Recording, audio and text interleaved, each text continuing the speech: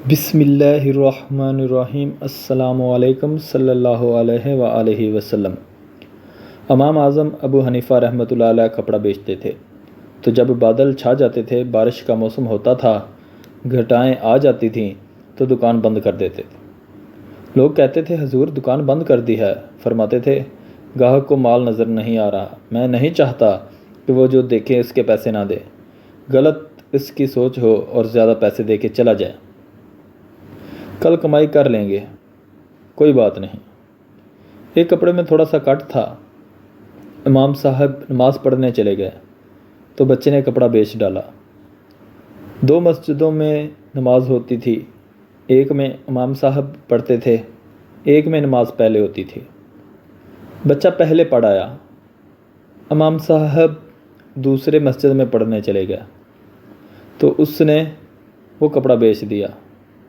امام صاحب تشریف لائے، فرمایا گاہک کو بتایا تھا کہ اس کے اندر کٹ ہے؟ بچے نے کہا نہیں۔ فرمایا تو نے ابو حنیفہ پر بوجھ ڈال دیا۔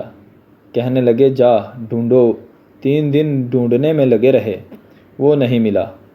امام صاحب فرمانے لگے 3 دنوں کی ساری کمائی اللہ کی راہ میں خیرات کر دو، اور جب ساری کمائی خیرات ہو گئی تو پھر مسجد میں جمعہ کی نمازیوں کے بیچ کھڑے ہو کے کہنے لگے ابو حنیفہ سے غلطی ہو گئی ہے، ایک شخص مال لے گیا ہے، بچے کو بتانا یاد نہیں رہا، سارے مسلمان دعا کریں میرے لیے کہ رب میری یہ غلطی معاف فرما دے، اللہ مجھے پکڑ نہ لے۔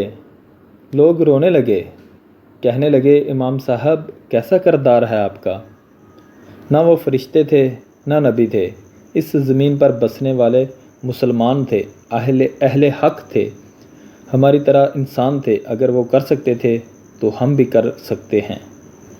نمازی تہجد گزار بہت دکھائی دیں گے لیکن دیانتدار نہ ہونے کے برابر ہیں۔